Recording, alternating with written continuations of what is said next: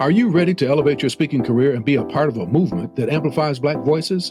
Speakers Magazine is your go-to resource highlighting top speakers, industry insights, and strategies to take your platform to the next level. Subscribe today and unlock the blueprint for speaker success.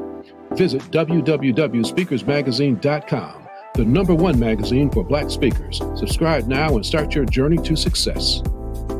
Amplify your voice. Subscribe today. Welcome to Expert Insight. I'm your host, Dr. Pam Perry, and today we're diving into a conversation about money, and specifically faith, finances, and building generational wealth through real estate.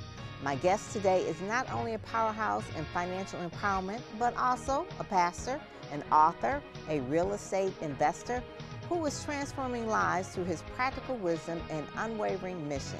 He is known as a faith-based financial mentor and the founder of Dominion Real Estate Holdings. He's the author of The Real Estate Wealth Creator Blueprint, a #1 Amazon bestseller, and the driving force behind the Fix and Flip Intensive, which is a program that is helping everyday people create wealth through real estate in markets like Boston and Detroit. He's here today to show us how faith and financial freedom are not mutually exclusive. Dexter B. Jenkins, welcome to the show. Thank you for having me, Dr. Pam. Yes. So you are here in the Big D. I'm in the Big from D. Boston. They said, what up, though? I know, what up, though?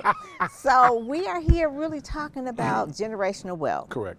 And one of the ways that people, that a Gallup poll talked about, that 96% of the people who invest in real estate are happy with that. Correct. Because that's a way to really building wealth. And you talk about getting it God's way. So what kind of started you on this path of faith and financing and mentoring others? Right. Well, I think it's because of my upbringing. I was in a household where my dad was an entrepreneur, barber.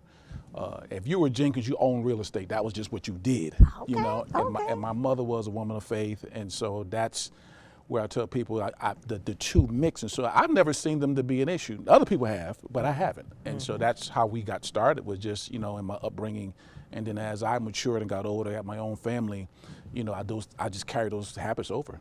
So your dad was a barber. He owned his own shop. Yes, he did. And he owned the shop, but he also bought other properties, or he rented spaces. I know if you're a barber, you rent booths. Oh, yeah. But then he Exactly. actually was renting Yes. the upper level of it. Well, his story is unique. It's in my book, where my dad had a dream of owning his own barbershop, and he worked at Mr. Eddie's barbershop. I grew up in that barbershop actually for like 20 plus years. Finally got his own barbershop actually in like 1990, 1991. But my dad was always big on owning where you work and where you live. Big on that. Huge on that. And so when he got his barbershop, he had the barbershop was on level. But he had two other apartments that he rented out off of the barbershop, and then have 4 garages off of the barbershop. Okay. And so he had multiple streams of income, and he would always say to me about the controlling. He said, I never wanted my business dictated on someone saying, hey, you got to move or whatever else, because if someone sells the building and your shop is there or whatever it is, you got to go. So how many pieces of property, or how many doors do you own? Right now we have 14 doors. 14 doors. Yeah, So 14 it rubbed doors. off. It rubbed off. Yeah. Some we inherited, some we acquired on our own, and then we're looking to expand those, because doors for our audience equals income. Okay. And so when we say doors, so you look at how much per month am I bringing in per door? So if it's 14 doors, just say you're making $500 per door. That's what you do, and so that's our goal. Yeah. So what was your first door, or your first piece of property that you actually acquired, you and your wife acquired? Yeah. It started in 1999. We acquired a 3-family property now, because I've been in Detroit the last couple of days. I'm like, that is really not that common here. No. But it's common where we are. Because Boston is very landlocked, and so you go up as opposed to this way. Right. And so we bought a 3-unit in a part of Boston called Dorchester, and so we lived in the first unit, but we had 2 people, 2 units above us, and so that was our first investment, I would say. And then that paid for the mortgage. 100%. Yeah. It's called house hacking. Now, Okay. it wasn't called house hacking back then. But that's But that's the term now. And so one of our messages as we're talking to people is we encourage people to consider buying a minimum of a 2-unit. We call it a duplex. A duplex. Buy a duplex. You call it the same thing. So go buy a duplex, and so you live in one, and then you rent the other one out. Now the challenge is this with people is I don't want to be a landlord. Well, see, if we're thinking, wealth is all about a mindset, and one of the mindsets that you have to have in wealth is temporary sacrifice. So meaning I may not want to do that for the rest of my life, but if I can start out my first maybe 2, 3, 4, 5 years with that type of setup, so because most of the time your biggest expense is your housing. Correct? Okay, so if someone else is paying your housing expense, and you are smart with your money, doing other things, now you can, as we say back in the day, stack your money. Yes. You can stack your money, and then you can go move into something else. But then this whole time, Pam, is this. While all this is happening, you're getting the tax benefits of being a homeowner. You're also getting the appreciation. You know, we were talking offline, and we were saying that that same house that we bought in 1999 for $200,000 is worth over $1 million now. Wow. Same house, same location, everything, but one of the things that's powerful about a real estate is that it appreciates if you buy it, you know, correctly. And so that's always one of my messages is temporary sacrifice of if you can house hack for a couple years and then spend that off, you can stack your money and then go do something else. So talk about, we're going to get into the book, but talk about being a passive and an active investor. Yeah. Well, a passive investor is someone who, very much like people do now, they give their money through their 401k or 403b or whatever. Well, they're not picking stocks and whatever else. They're picking mutual funds, right? And well, really someone else is managing the mutual fund, so they're passively investing. Right. Whereas an active investor is someone who does what I do. You know, we were here, we've been here for 2 days in Detroit, and we're walking through houses and walking through high grass and having people, hey, what are you doing over there? You know, that's active investing. You know, we like to do that type of stuff. You know, so then you go and then you fix it up. Yeah, you're looking for something that's ugly, that needs some love.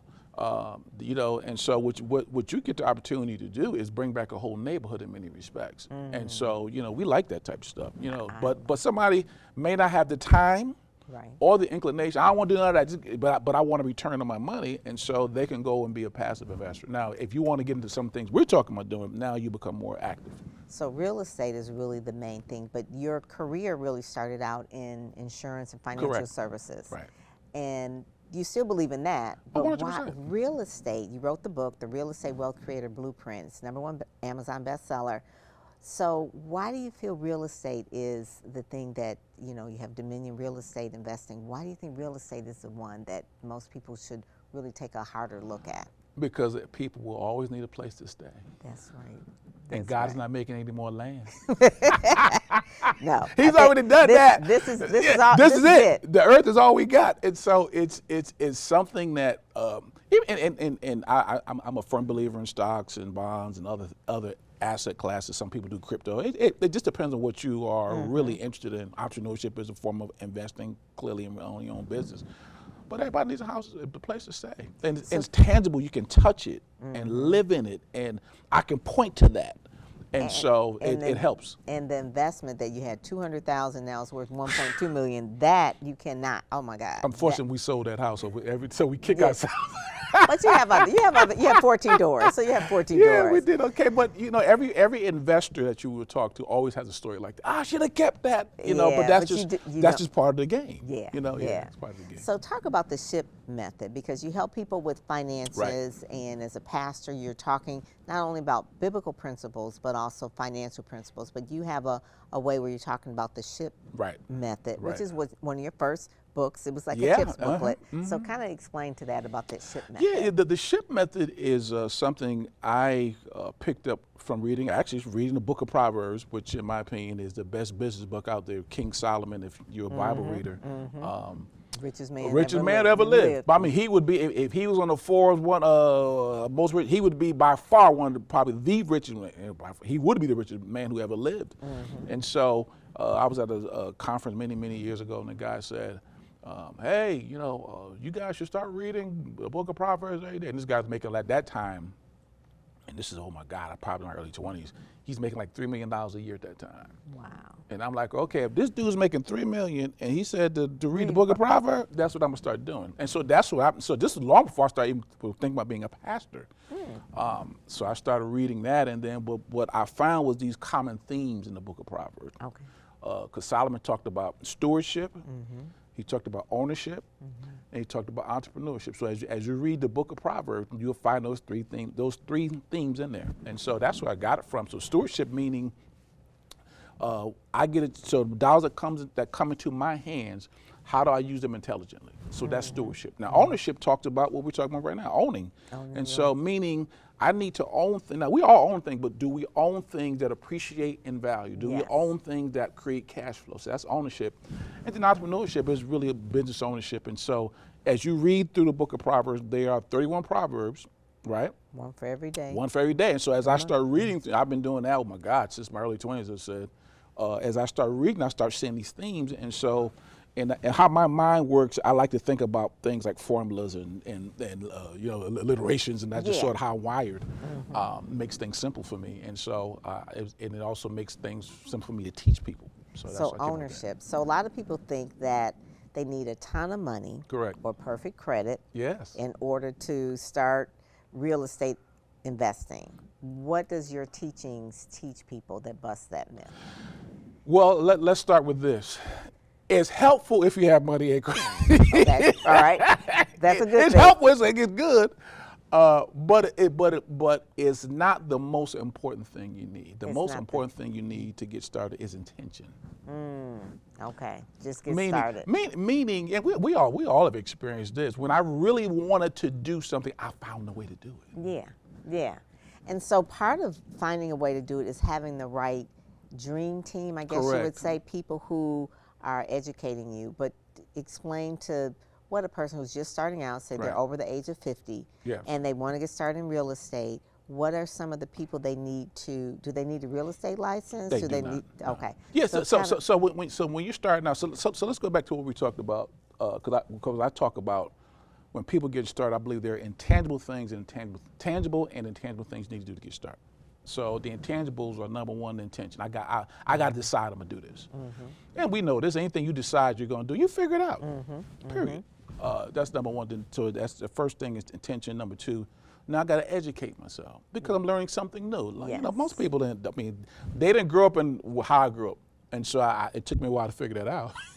But most folks didn't grow up in a household where entrepreneurship, real estate investing, and so on and so forth was the norm. So intention is number one. Number two, educated. Number three, I need a community. Yes. Meaning I need some people who have been there, done that, got the T-shirt, who can walk me through, and when we can come together and pool our resources and pool our confidence. And then the last one I talk about is this thing called courage. Yeah. Meaning at some point I got to step out and do something. Well, that's why we started doing some of the programs we were doing, is because we're in a day now where it's not lack of information. No, we got that at our fingertips. What the problem is the lack of implementation. Yes. Got it? So I got to go from information to implementation, because if I don't go from information to implementation, I get frustration.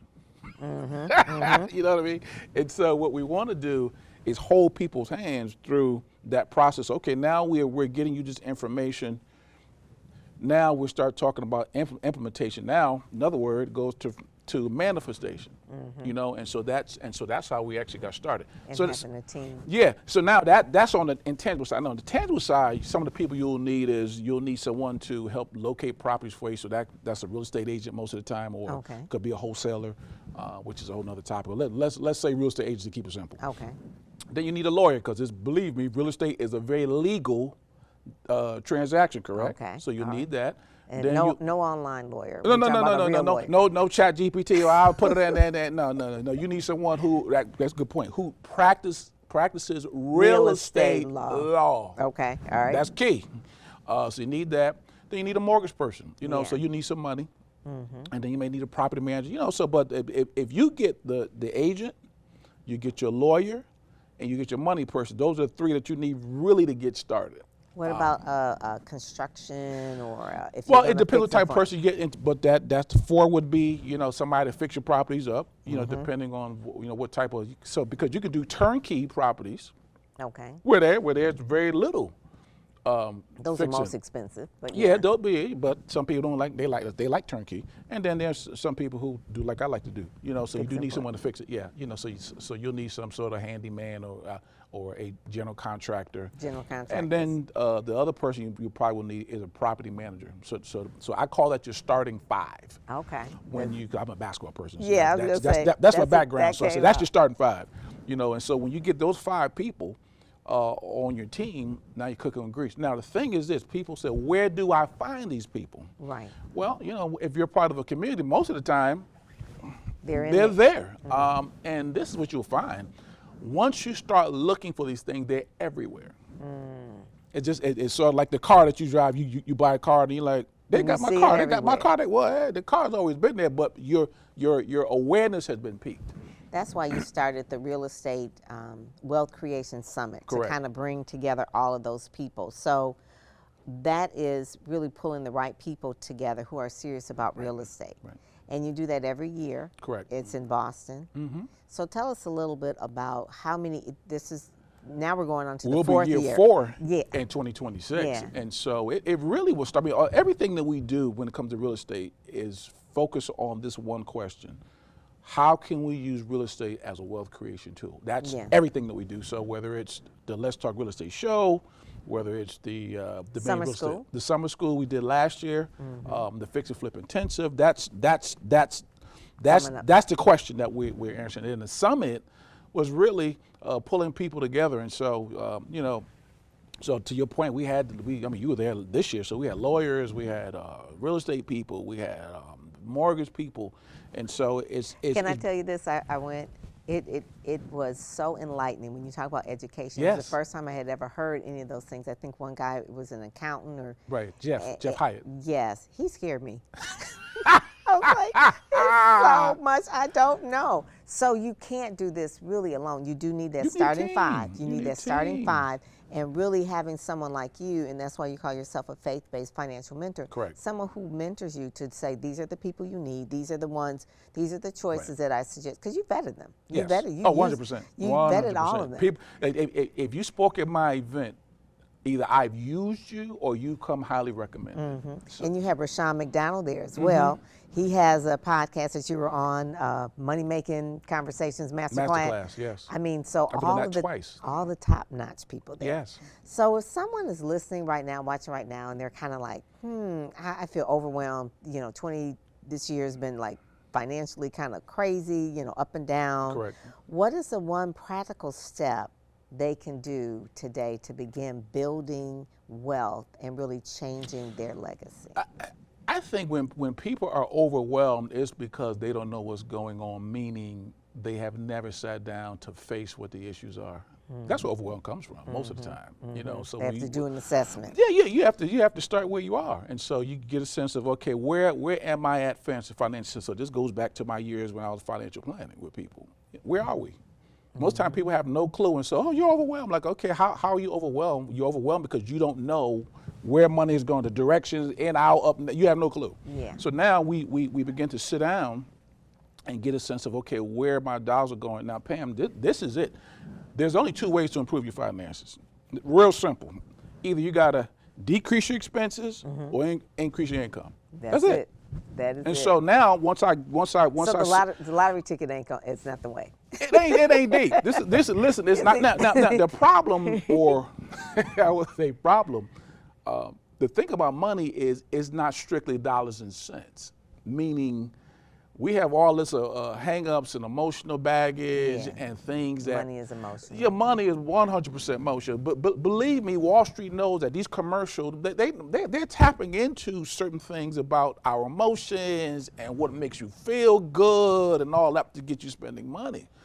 And so, even though it is that simple as decrease your expenses or increase your income. Now I got to address some things in my life. So maybe it's, okay, why do I have a closet full of clothes that got a tag on them? Hoarding. Okay, that's You know what another. I mean? That's Yeah, another show. Yeah, I got a closet full of clothes, or I got 99 pair of sneakers that I only can wear one at a time. And so it's all these things that even though we do say it's dollars and cents, sometimes I got to address some things, and that's going on the inside of me in order to thrive financially. Yeah. So they really do. So that's one of the main things. In order to begin building wealth, you got to assess where you are.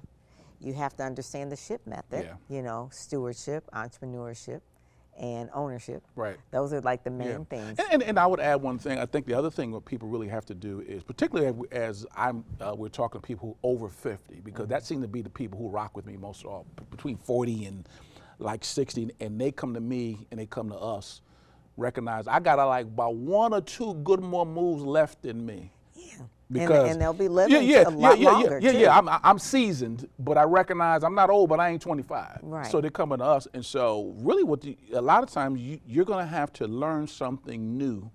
So whether it's real estate investing or whether you get involved in whatever it is, getting people to realize you can't keep doing what you used to do and expect to thrive financially. It's just a different world that we're living in. That is so true. Because someone who is at 60. They can be thinking that it's just Social Security, I retire, and I've got a little pension, but they got 30 years. Right. Maybe they are going to live a lot longer than their parents, and we got 30 years, so what are you going to do? Right. And so the real estate investment is one of the main One of the things they can do, yeah. They can really do. And you've been here in Detroit walking through the streets and seeing a whole lot of gyms. Yeah. People, you got to get out there. Dexter's going to be buying it all up. Trying to. Oh my God. Well, this has been really good, Dexter. This has really been good. Much. This has been a really rich conversation, no pun intended. And you've really just shown us how financial legacy really can work in your life. And it's really just about mindset. Oh, 100%. And mentorship. Yeah. It's really about mentorship. And people really want to make those moves with purpose. They need to get your book. Make sure that they get the blueprint on knowing how to do that. And really just, it's real talk and it's practical, and you're doing it. You got 14 doors and you're going to be expanding it. Yes, ma'am. And you've got courses and things like that. Yes. And then you have a show that people can tune into. I mean, you're really an open book in terms of people really want to get started. Correct. And that was your theme last year. Just get started. Just get started. Got to get in motion. Yes. Well, thank you so much for coming on. Thank you for having me. Expert Insight. I enjoyed you. This has been really good. And there's more to come. Yes. Thank you so much for joining us. Having me. All righty. So that is it. Grab his book. Make sure that you get it. And check out his YouTube channel as well for game-changing insights there. And whether you're ready for your first property or finally get your financial house in order, Dexter's someone you want to have in your corner. So thank you so much for tuning in to Expert Insight. And we are making sure that we are making a difference in your life. We would love to hear from you. If you would love to be on the show, contact us at expertinsightshow.com and apply. And we're always looking for powerful voices that with a message that matters. So until next time, keep leading, learning, and making an impact. Thanks for watching. I'm Pam Perry. God bless.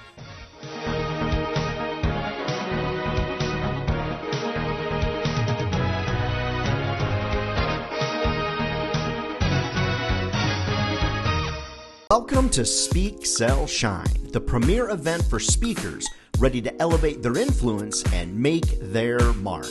Set in the heart of the nation's capital at the iconic Howard Theater, Speak, Sell, Shine offers a unique opportunity to transform your brand in an unforgettable setting. Speak, Sell, Shine is an invitation-only event. Selected attendees who meet our program's requirements are invited to submit their application. Dr. Pam Perry, a PR and publicity powerhouse, reveals strategies that build brands. The Howard Theater is more than a venue, it's an inspiration.